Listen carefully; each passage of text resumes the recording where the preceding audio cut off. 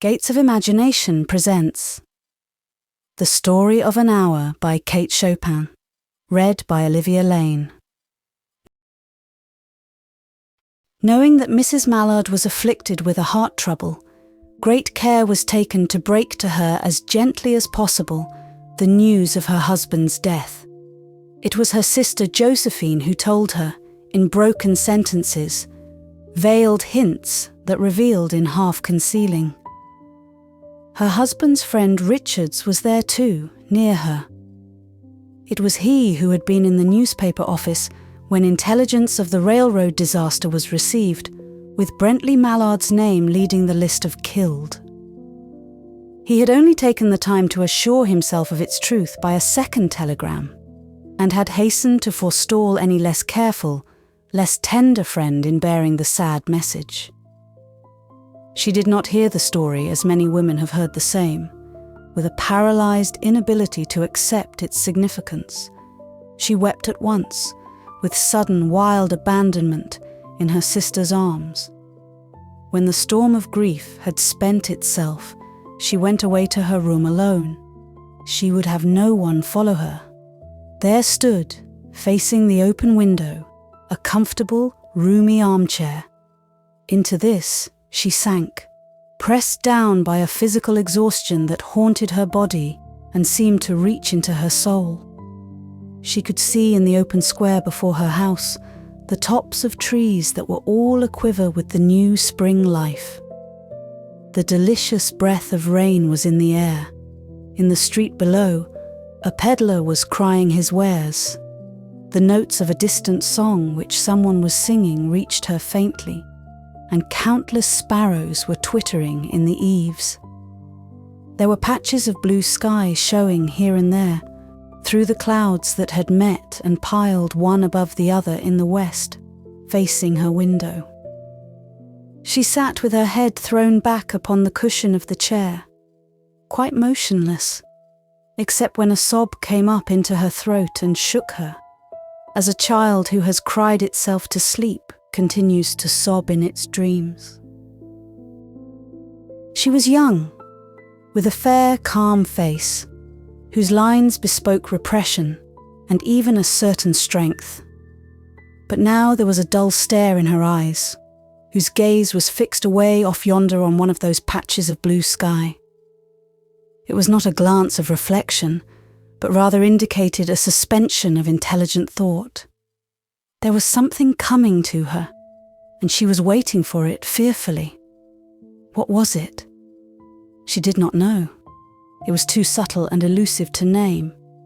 But she felt it, creeping out of the sky, reaching toward her through the sounds, the scents, the colour that filled the air. Now her bosom rose and fell tumultuously. She was beginning to recognize this thing that was approaching to possess her, and she was striving to beat it back with her will, as powerless as her two white, slender hands would have been. When she abandoned herself, a little whispered word escaped her slightly parted lips. She said it over and over under her breath, "Free, free, free." The vacant stare and the look of terror that had followed it went from her eyes. They stayed keen and bright. Her pulses beat fast, and the coursing blood warmed and relaxed every inch of her body. She did not stop to ask if it were or were not a monstrous joy that held her. A clear and exalted perception enabled her to dismiss the suggestion as trivial. She knew that she would weep again when she saw the kind, tender hands folded in death, the face that had never looked save with love upon her, fixed and grey and dead. But she saw beyond that bitter moment a long procession of years to come that would belong to her absolutely, and she opened and spread her arms out to them in welcome. There would be no one to live for her during those coming years. She would live for herself. There would be no powerful will bending hers in that blind persistence with which men and women believe they have a right to impose a private will upon a fellow creature. A kind intention or a cruel intention made the act seem no less a crime as she looked upon it in that brief moment of illumination. And yet she had loved him. Sometimes. Often she had not. What did it matter? What could love, the unsolved mystery, count for in face of this possession of self-assertion which she suddenly recognized as the strongest impulse of her being? Free, body and soul free, she kept whispering. Josephine was kneeling before the closed door with her lips to the keyhole, imploring for admission. "Louise, open the door. I beg, open the door. You will make yourself ill. What are you doing, Louise? For heaven's sake, open the door." "Go away. I am not making myself ill." No, she was drinking in a very elixir of life through that open window. Her fancy was running riot along those days ahead of her. Spring days and summer days, and all sorts of days that would be her own. She breathed a quick prayer that life might be long. It was only yesterday she had thought with a shudder that life might be long. She arose at length and opened the door to her sister's importunities. There was a feverish triumph in her eyes, and she carried herself unwittingly like a goddess of victory. She clasped her sister's waist, and together they descended the stairs. Richard stood waiting for them at the bottom.